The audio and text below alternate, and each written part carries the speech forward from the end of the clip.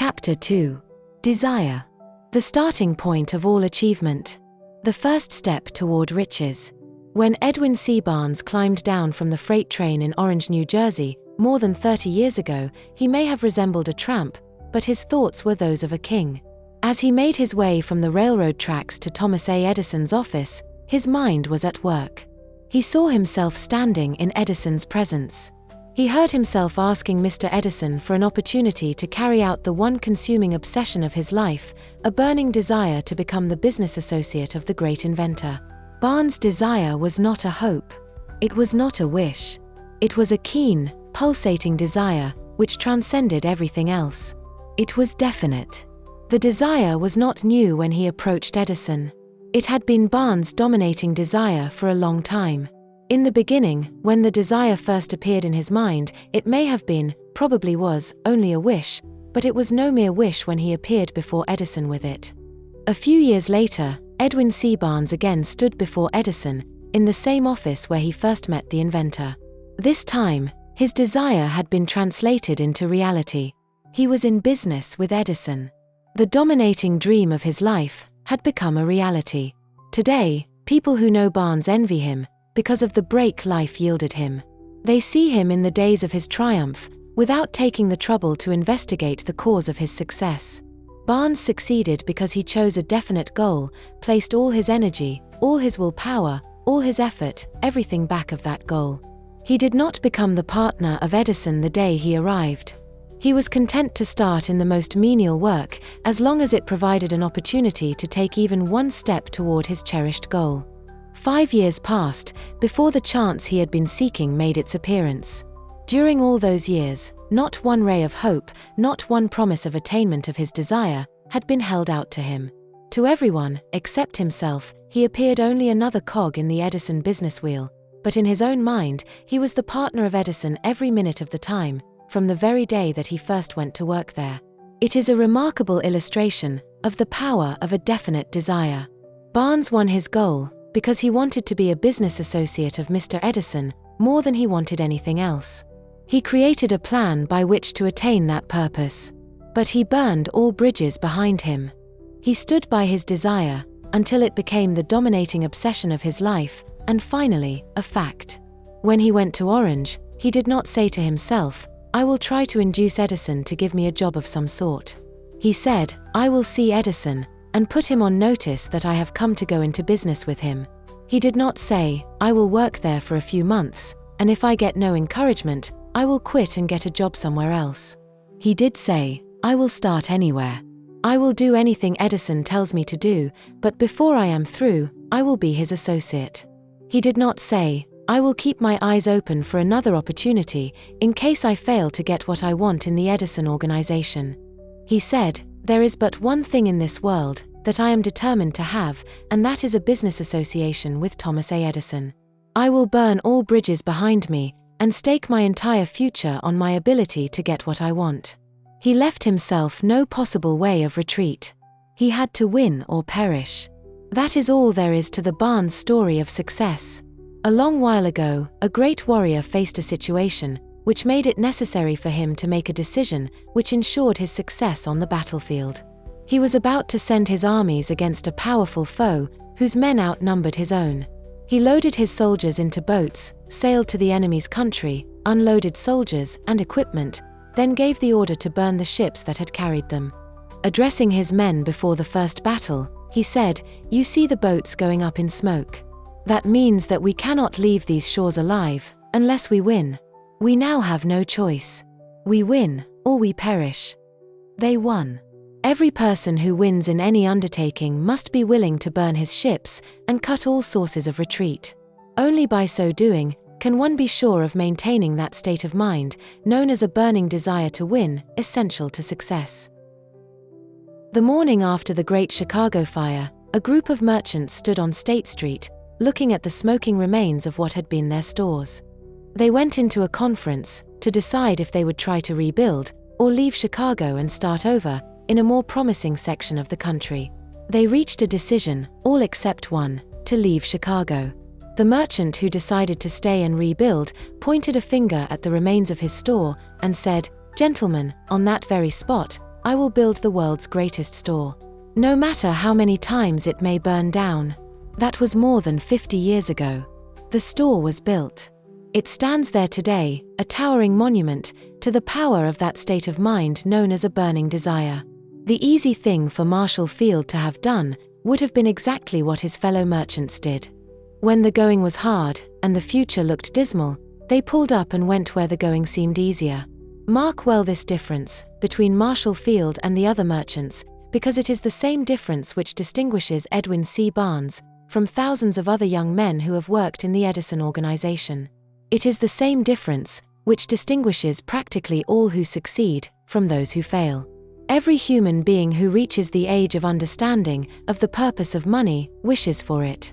Wishing will not bring riches. But desiring riches with a state of mind that becomes an obsession, then planning definite ways and means to acquire riches, and backing those plans with persistence which does not recognize failure, will bring riches. The method by which desire for riches can be transmuted into its financial equivalent consists of 6 definite, practical steps. First, fix in your mind the exact amount of money you desire. It is not sufficient merely to say, "I want plenty of money." Be definite as to the amount. There is a psychological reason for definiteness, which will be described in a subsequent chapter. Second, determine exactly what you intend to give in return for the money you desire. There is no such reality as something for nothing. Third, establish a definite date when you intend to possess the money you desire. Fourth, create a definite plan for carrying out your desire, and begin at once, whether you are ready or not, to put this plan into action. Fifth, write out a clear, concise statement of the amount of money you intend to acquire. Name the time limit for its acquisition, state what you intend to give in return for the money, and describe clearly the plan through which you intend to accumulate it. Sixth, read your written statement aloud, twice daily, once just before retiring at night, and once after arising in the morning. As you read, see, and feel and believe yourself already in possession of the money.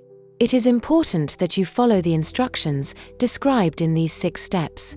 It is especially important that you observe and follow the instructions in the 6th paragraph. You may complain that it is impossible for you to see yourself in possession of money before you actually have it.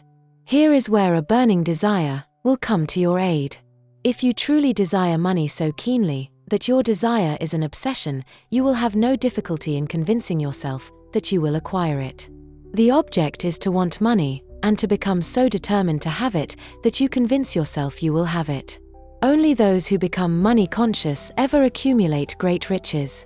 Money consciousness means that the mind has become so thoroughly saturated with the desire for money that one can see oneself already in possession of it.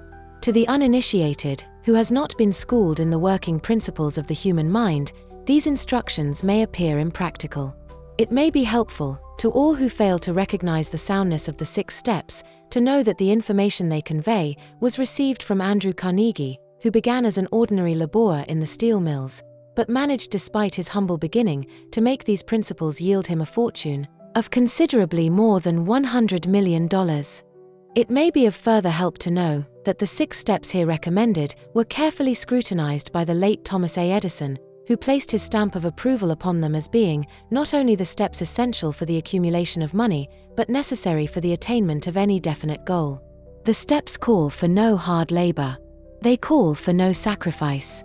They do not require one to become ridiculous or credulous. To apply them calls for no great amount of education. But the successful application of these 6 steps does call for sufficient imagination to enable one to see and to understand that accumulation of money cannot be left to chance, good fortune, and luck. One must realize that all who have accumulated great fortunes first did a certain amount of dreaming, hoping, wishing, desiring, and planning before they acquired money.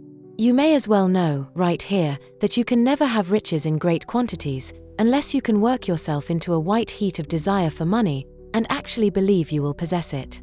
You may as well know also that every great leader, from the dawn of civilization down to the present, was a dreamer. Christianity is the greatest potential power in the world today, because its founder was an intense dreamer who had the vision and the imagination to see realities in their mental and spiritual form before they had been transmuted into physical form. If you do not see great riches in your imagination, you will never see them in your bank balance. Never, in the history of America, has there been so great an opportunity for practical dreamers as now exists.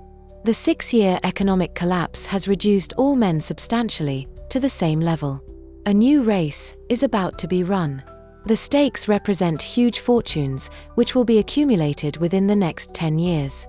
The rules of the race have changed because we now live in a changed world that definitely favors the masses, those who had but little or no opportunity to win under the conditions existing during the Depression, when fear paralyzed growth and development.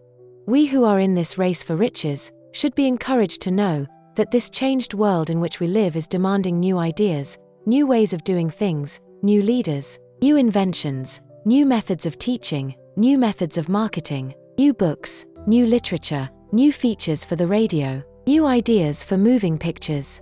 Back of all this demand for new and better things, there is one quality which one must possess to win, and that is definiteness of purpose, the knowledge of what one wants, and a burning desire to possess it.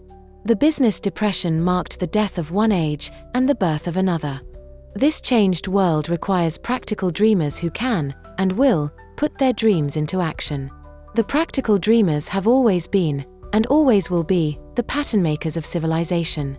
We who desire to accumulate riches should remember the real leaders of the world always have been men who harnessed and put into practical use the intangible, unseen forces of unborn opportunity, and have converted those forces, or impulses of thought, into skyscrapers, cities, factories, airplanes, automobiles, and every form of convenience that makes life more pleasant.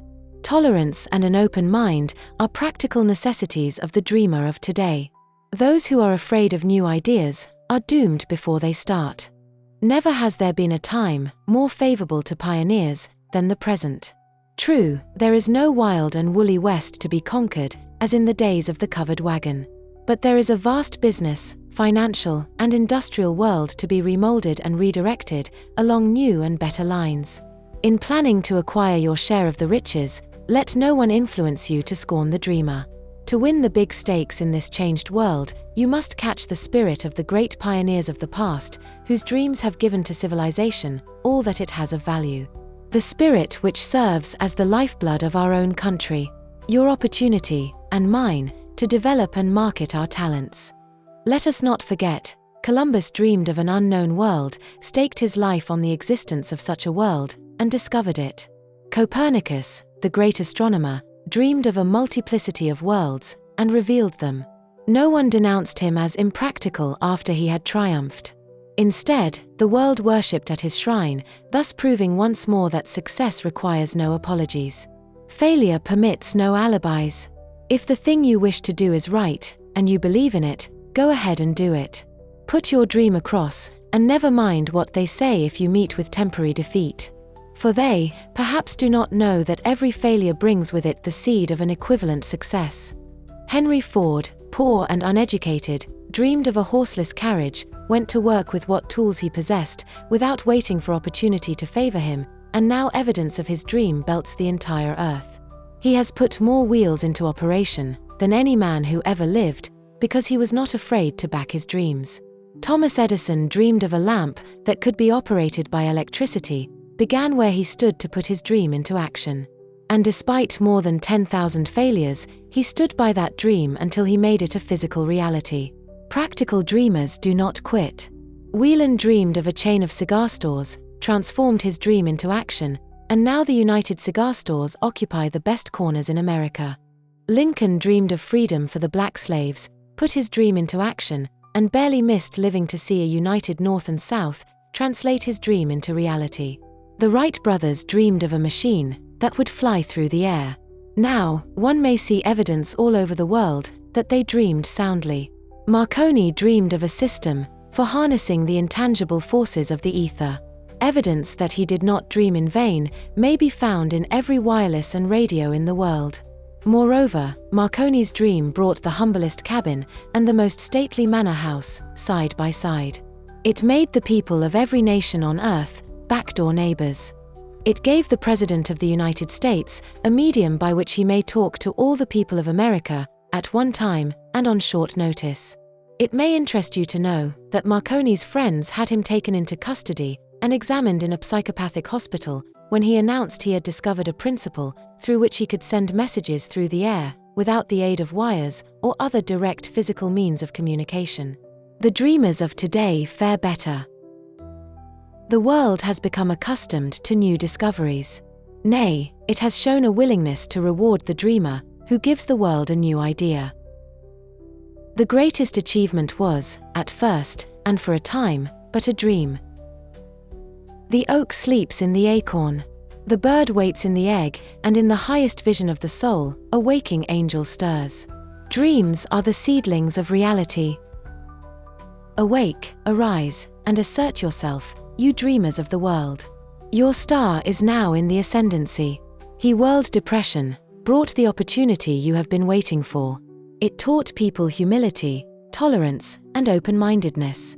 The world is filled with an abundance of opportunity, which the dreamers of the past never knew. A burning desire to be, and to do, is the starting point, from which the dreamer must take off. Dreams are not born of indifference, laziness, or lack of ambition. The world no longer scoffs at the dreamer, nor calls him impractical. If you think it does, take a trip to Tennessee and witness what a dreamer president has done in the way of harnessing and using the great water power of America. A score of years ago, such a dream would have seemed like madness. You have been disappointed, you have undergone defeat during the Depression, you have felt the great heart within you, crushed until it bled.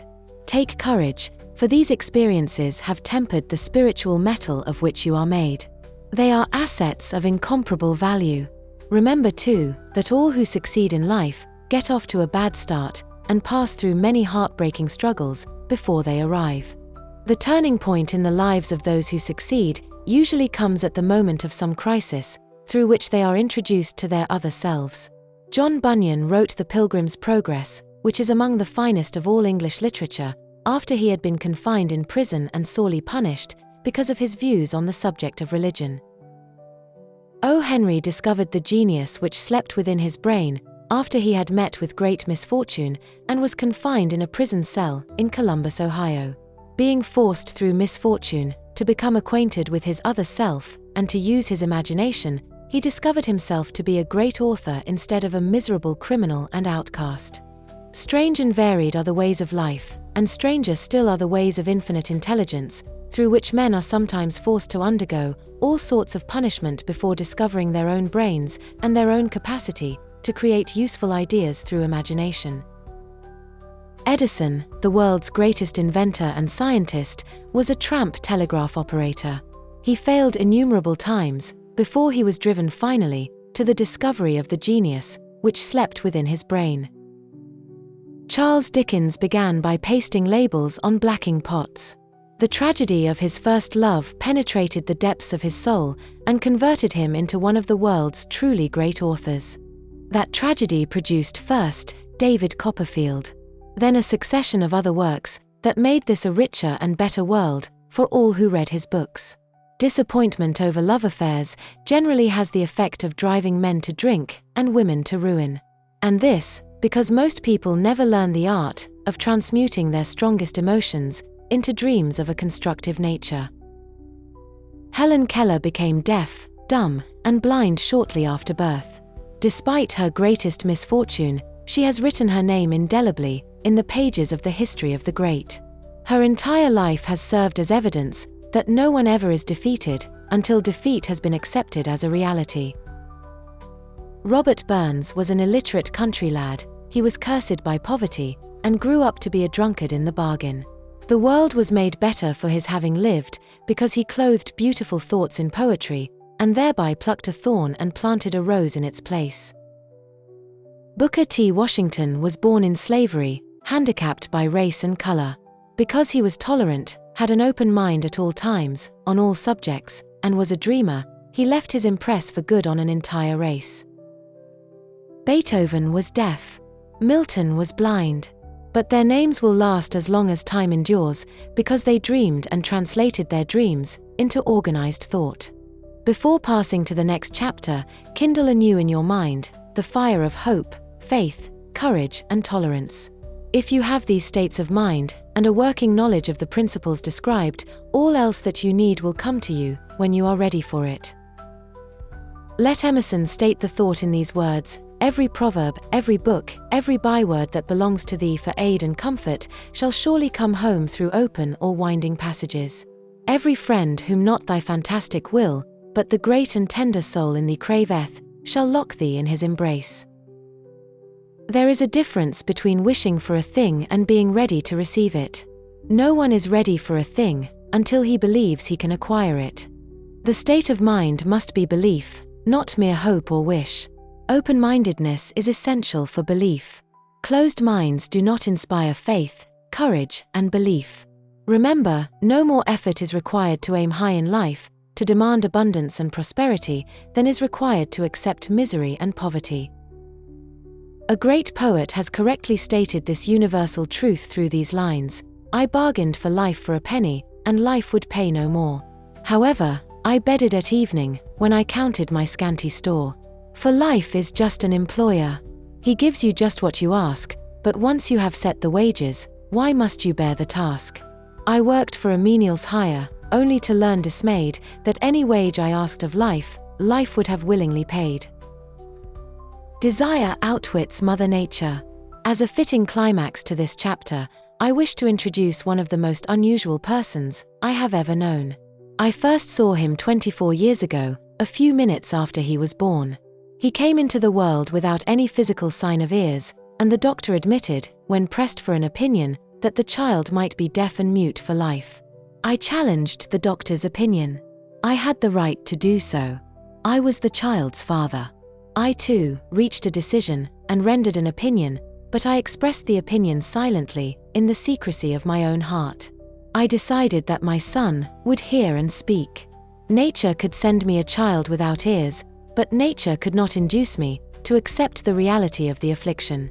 In my own mind, I knew that my son would hear and speak. How? I was sure there must be a way, and I knew I would find it. I thought of the words of the immortal Emerson: the whole course of things goes to teach us faith. We need only obey. There is guidance for each of us, and by lowly listening, we shall hear the right word. The right word: desire. More than anything else, I desired that my son should not be a deaf mute. From that desire I never receded. Not for a second. Many years previously, I had written, "Our only limitations are those we set up in our own minds." For the first time, I wondered if that statement were true. Lying on the bed in front of me was a newly born child, without the natural equipment of hearing. Even though he might hear and speak, he was obviously disfigured for life. Surely, this was a limitation which that child had not set up in his own mind. What could I do about it? Somehow I would find a way to transplant into that child's mind my own burning desire for ways and means of conveying sound to his brain without the aid of ears. As soon as the child was old enough to cooperate, I would fill his mind so completely with a burning desire to hear that nature would, by methods of her own, translate it into physical reality. All this thinking took place in my own mind, but I spoke of it to no one. Every day, I renewed the pledge I had made to myself not to accept a deaf mute for a son. As he grew older and began to take notice of things around him, we observed that he had a slight degree of hearing. When he reached the age when children usually begin talking, he made no attempt to speak, but we could tell by his actions that he could hear certain sounds slightly. That was all I wanted to know. I was convinced that if he could hear, even slightly, he might develop still greater hearing capacity. Then something happened, which gave me hope. It came from an entirely unexpected source. We bought a Victrola. When the child heard the music for the first time, he went into ecstasies and promptly appropriated the machine. He soon showed a preference for certain records. Among them, It's a Long Way to Tipperary. On one occasion, he played that piece over and over, for almost 2 hours, standing in front of the Victrola, with his teeth clamped on the edge of the case. The significance of this self-formed habit of his did not become clear to us until years afterward, for we had never heard of the principle of bone conduction of sound at that time. Shortly after he appropriated the Victrola, I discovered that he could hear me quite clearly when I spoke with my lips touching his mastoid bone, or at the base of the brain. These discoveries placed in my possession the necessary media by which I began to translate into reality my burning desire to help my son develop hearing and speech. By that time, he was making stabs at speaking certain words. The outlook was far from encouraging, but desire backed by faith knows no such word as impossible. Having determined that he could hear the sound of my voice plainly, I began immediately to transfer to his mind the desire to hear and speak. I soon discovered that the child enjoyed bedtime stories, so I went to work, creating stories designed to develop in him self-reliance, imagination, and a keen desire to hear and to be normal. There was one story in particular, which I emphasized by giving it some new and dramatic coloring each time it was told. It was designed to plant in his mind the thought that his affliction was not a liability, but an asset of great value. Despite the fact that all the philosophy I had examined clearly indicated that every adversity brings with it the seed of an equivalent advantage, I must confess that I had not the slightest idea how this affliction could ever become an asset. However, I continued my practice of wrapping that philosophy in bedtime stories, hoping the time would come when he would find some plan by which his handicap could be made to serve some useful purpose. Reason told me plainly that there was no adequate compensation for the lack of ears and natural hearing equipment. Desire backed by faith pushed reason aside and inspired me to carry on. As I analyze the experience in retrospect, I can see now that my son's faith in me had much to do with the astounding results. He did not question anything I told him. I sold him the idea that he had a distinct advantage over his older brother, and that this advantage would reflect itself in many ways. For example, the teachers in school would observe that he had no ears, and because of this, they would show him special attention and treat him with extraordinary kindness. They always did. His mother saw to that by visiting the teachers and arranging with them to give the child the extra attention necessary. I sold him the idea too, that when he became old enough to sell newspapers, his older brother had already become a newspaper merchant, he would have a big advantage over his brother, for the reason that people would pay him extra money for his wares, because they could see that he was a bright, industrious boy, despite the fact he had no ears. We could notice that gradually, the child's hearing was improving. Moreover, he had not the slightest tendency to be self-conscious because of his affliction. When he was about 7, he showed the first evidence that our method of servicing his mind was bearing fruit. For several months, he begged for the privilege of selling newspapers, but his mother would not give her consent. She was afraid that his deafness made it unsafe for him to go on the street alone. Finally, he took matters in his own hands. One afternoon, when he was left at home with the servants, he climbed through the kitchen window, shinnied to the ground, and set out on his own. He borrowed 6 cents in capital from the neighborhood shoemaker, invested it in papers, sold out, reinvested, and kept repeating until late in the evening. After balancing his accounts and paying back the 6 cents he had borrowed from his banker, he had a net profit of 42 cents. When we got home that night, we found him in bed asleep, with the money tightly clenched in his hand.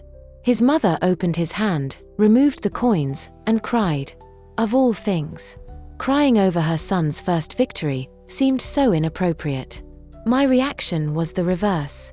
I laughed heartily, for I knew that my endeavor to plant in the child's mind an attitude of faith in himself had been successful. His mother saw, in his first business venture, a little deaf boy who had gone out in the streets and risked his life to earn money. I saw a brave, ambitious, self-reliant little businessman whose stock in himself had been increased 100% because he had gone into business on his own initiative and had won. The transaction pleased me because I knew that he had given evidence of a trait of resourcefulness that would go with him all through life. Later events proved this to be true. When his older brother wanted something, he would lie down on the floor, kick his feet in the air, cry for it, and get it. When the little deaf boy wanted something, he would plan a way to earn the money, then buy it for himself. He still follows that plan. Truly, my own son has taught me that handicaps can be converted into stepping stones on which one may climb toward some worthy goal unless they are accepted as obstacles and used as alibis. The little deaf boy went through the grades, high school, and college without being able to hear his teachers, excepting when they shouted loudly, at close range. He did not go to a school for the deaf. We would not permit him to learn the sign language. We were determined that he should live a normal life and associate with normal children, and we stood by that decision, although it cost us many heated debates with school officials. While he was in high school, he tried an electrical hearing aid, but it was of no value to him, due, we believed, to a condition that was disclosed when the child was 6 by Dr. J. Gordon Wilson of Chicago, when he operated on one side of the boy's head and discovered that there was no sign of natural hearing equipment. During his last week in college, 18 years after the operation, something happened, which marked the most important turning point of his life. Through what seemed to be mere chance, he came into possession of another electrical hearing device, which was sent to him on trial. He was slow about testing it, due to his disappointment with a similar device. Finally, he picked the instrument up, and more or less carelessly, placed it on his head, hooked up the battery, and lo, as if by a stroke of magic, his lifelong desire for normal hearing became a reality. For the first time in his life, he heard practically as well as any person with normal hearing. God moves in mysterious ways, his wonders to perform. Overjoyed because of the changed world which had been brought to him through his hearing device, he rushed to the telephone, called his mother, and heard her voice perfectly. The next day, he plainly heard the voices of his professors in class, for the first time in his life. Previously, he could hear them only when they shouted, at short range. He heard the radio. He heard the talking pictures. For the first time in his life, he could converse freely with other people, without the necessity of their having to speak loudly. Truly, he had come into possession of a changed world. We had refused to accept nature's error, and by persistent desire, we had induced nature to correct that error, through the only practical means available. Desire had commenced to pay dividends, but the victory was not yet complete. The boy still had to find a definite and practical way to convert his handicap into an equivalent asset. Hardly realizing the significance of what had already been accomplished, but intoxicated with the joy of his newly discovered world of sound, he wrote a letter to the manufacturer of the hearing aid, enthusiastically describing his experience. Something in his letter, something perhaps which was not written on the lines, but back of them, caused the company to invite him to New York. When he arrived, he was escorted through the factory, and while talking with the chief engineer, telling him about his changed world, a hunch, an idea, or an inspiration. Call it what you wish, flashed into his mind. It was this impulse of thought which converted his affliction into an asset, destined to pay dividends, in both money and happiness to thousands, for all time to come.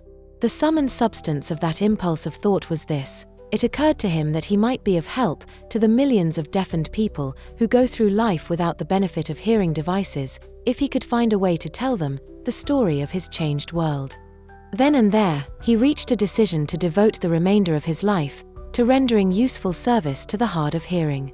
For an entire month, he carried on an intensive research, during which he analyzed the entire marketing system of the manufacturer of the hearing device and created ways and means of communicating with the hard of hearing all over the world, for the purpose of sharing with them his newly discovered changed world. When this was done, he put in writing a 2-year plan, based upon his findings. When he presented the plan to the company, he was instantly given a position, for the purpose of carrying out his ambition. Little did he dream, when he went to work, that he was destined to bring hope and practical relief to thousands of deafened people who, without his help, would have been doomed forever to deaf mutism. Shortly after he became associated with the manufacturer of his hearing aid, he invited me to attend a class conducted by his company, for the purpose of teaching deaf mutes to hear and to speak. I had never heard of such a form of education, therefore I visited the class, skeptical but hopeful that my time would not be entirely wasted. Here, I saw a demonstration which gave me a greatly enlarged vision of what I had done to arouse and keep alive in my son's mind the desire for normal hearing. I saw deaf mutes actually being taught to hear and to speak, through application of the selfsame principle I had used, more than 20 years previously, in saving my son from deaf mutism. Thus, through some strange turn of the wheel of fate, my son Blair and I have been destined to aid in correcting deaf mutism, for those as yet unborn, because we are the only living human beings, as far as I know, who have established definitely the fact that deaf mutism can be corrected to the extent of restoring to normal life those who suffer with this affliction. It has been done for one, it will be done for others.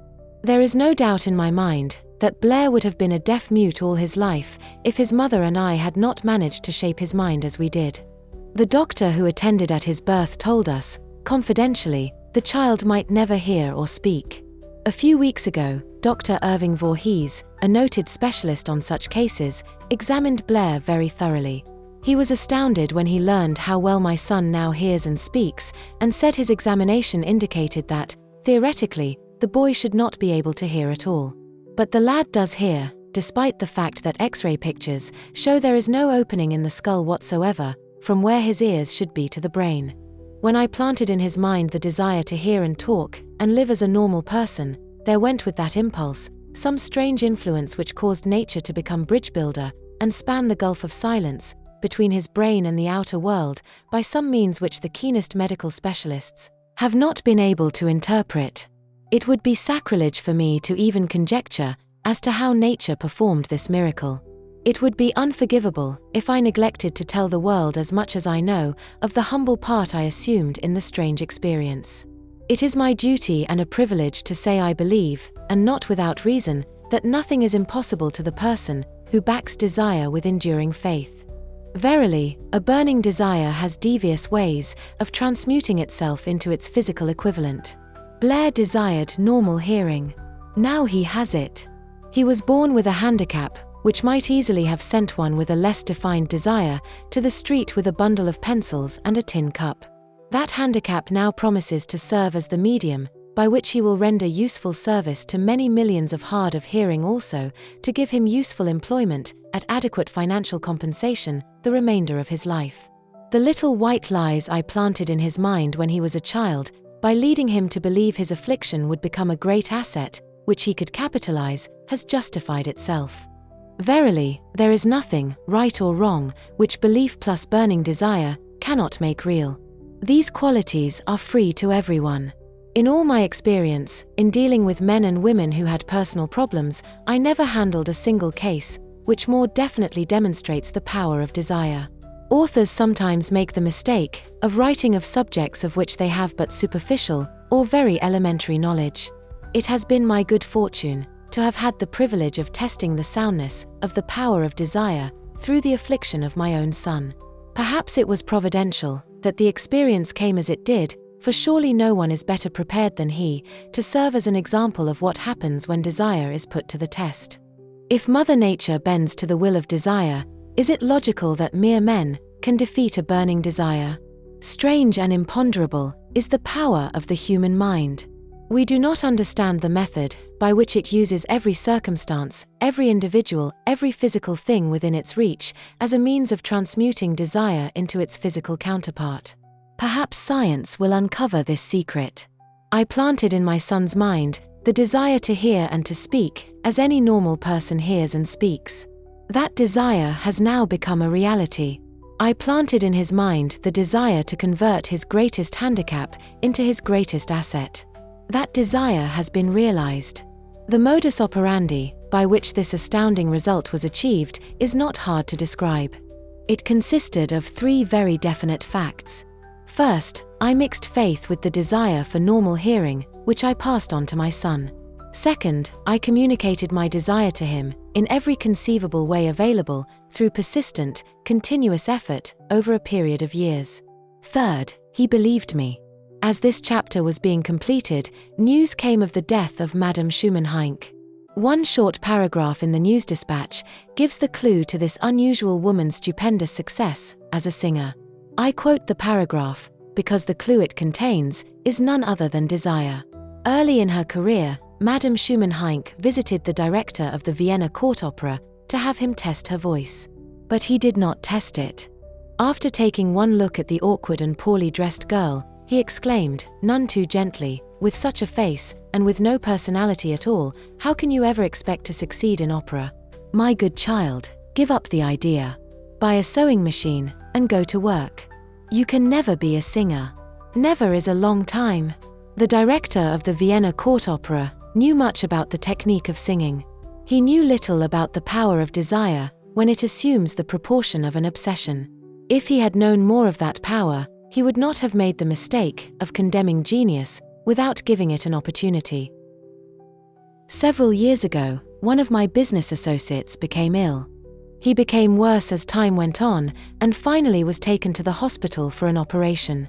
Just before he was wheeled into the operating room, I took a look at him and wondered how anyone as thin and emaciated as he could possibly go through a major operation successfully. The doctor warned me that there was little, if any, chance of my ever seeing him alive again. But that was the doctor's opinion. It was not the opinion of the patient. Just before he was wheeled away, he whispered feebly, "Do not be disturbed, Chief. I will be out of here in a few days." The attending nurse looked at me with pity, but the patient did come through safely. After it was all over, his physician said nothing but his own desire to live saved him. He never would have pulled through if he had not refused to accept the possibility of death. I believe in the power of desire backed by faith because I have seen this power lift men from lowly beginnings to places of power and wealth. I have seen it rob the grave of its victims. I have seen it serve as the medium by which men staged a comeback after having been defeated in 100 different ways. I have seen it provide my own son with a normal, happy, successful life, despite nature's having sent him into the world without ears. How can one harness and use the power of desire? This has been answered through this and the subsequent chapters of this book.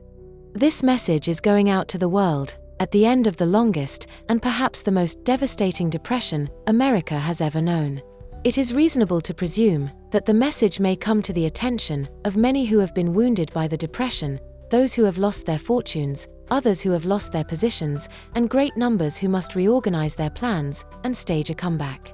To all these, I wish to convey the thought that all achievement, no matter what may be its nature or its purpose, must begin with an intense, burning desire for something definite.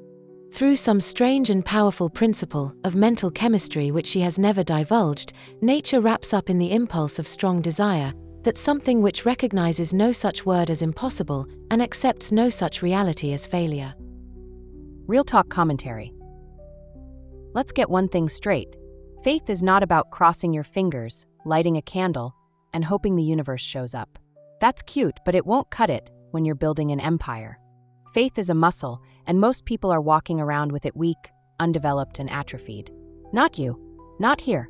Chapter 2 hits hard with the idea that faith is the foundation for translating desire into its physical equivalent. Translation? If you don't believe it's possible, it'll never happen. Period. And I'm not talking about surface-level belief like, oh, it would be nice to be rich someday. I'm talking burn it into your DNA certainty. That unshakable, unstoppable, watch me do it energy. That's the kind of faith this chapter demands. And if you want to play in the big leagues, if you want the jet, the investments, the time freedom, the legacy, you need this kind of belief system running the show. Let's break it down. Faith is a choice, not a feeling. The biggest myth about faith? People treat it like a mood. I'll believe it when I feel more confident.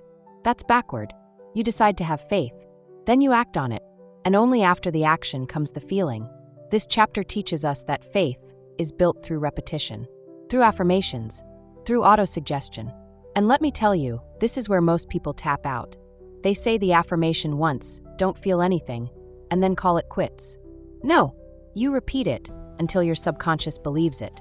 You say it like your life depends on it, because it does. Every wealthy person you admire, every empire builder you study, they practiced belief before the world gave them proof.